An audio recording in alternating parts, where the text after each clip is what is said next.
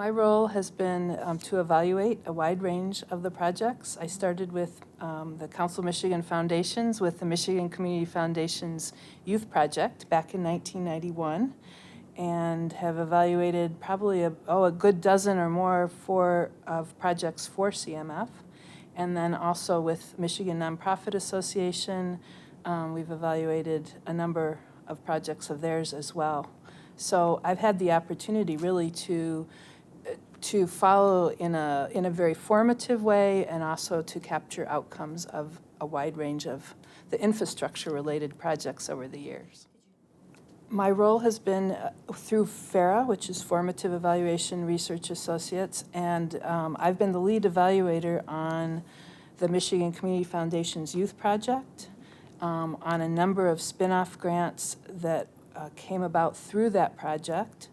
And then with Michigan Nonprofit Association, a number of their projects early on, and even currently, for example, the Cultural Alliance in Detroit, the Cultural Arts Alliance, and also with the Dorothy Johnson Center, we've been the evaluators for their infrastructure and sustainability grant with the Kellogg Foundation. So really everybody, I know you've been in the mix with the whole gang, all these years, right? Also the Michigan Community Service Commission. I was the evaluator on the very first grant when it was first starting up, and they wanted to understand how well it was working and sort of document the model. It was innovative and new in the country, a new idea.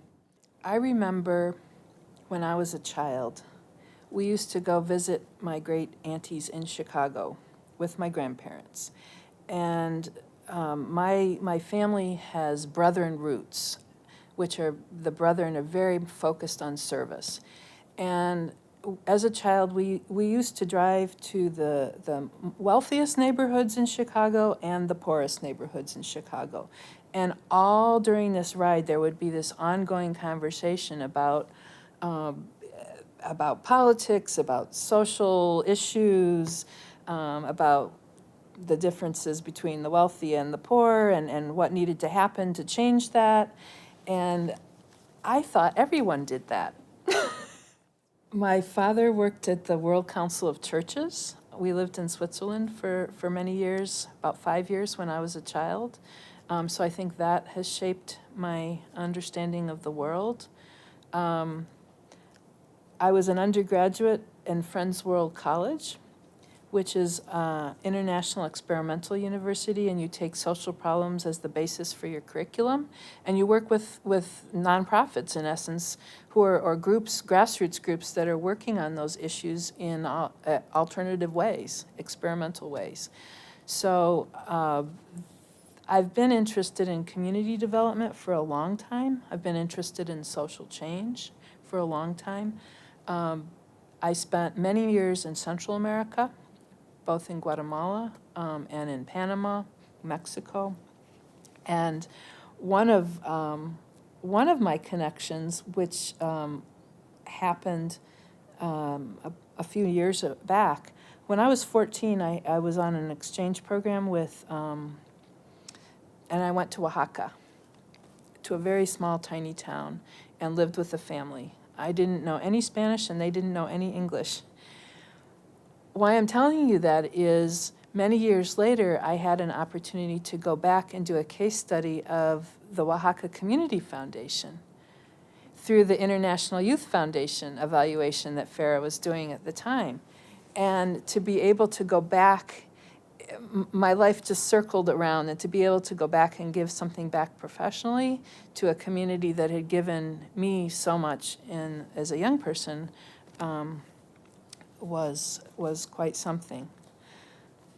Another connection that I didn't make until fairly recently is as a young person, I received one of the NEH youth grants, and I wrote a proposal, went through the whole process, and became a grantee.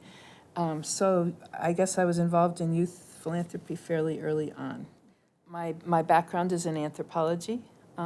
I got my PhD from Columbia, and lived in New York City for many years, and then came back to Michigan, which is home When I was in Latin America, I had thought about being a doctor, and I was interested in medicine and actually worked with a barefoot doctors program there.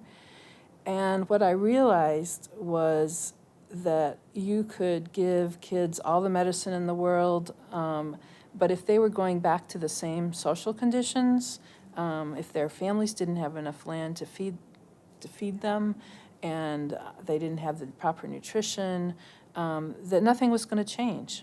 And so what I realized is that anthropology can, and evaluation too, applied anthropology is really a vehicle to further social change and to start addressing some of those conditions. And that spoke to me, and I realized that was what I'd been interested in all along.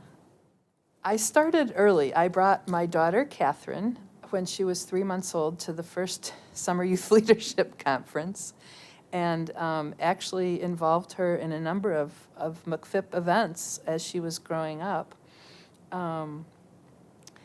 We've spent time as a family volunteering.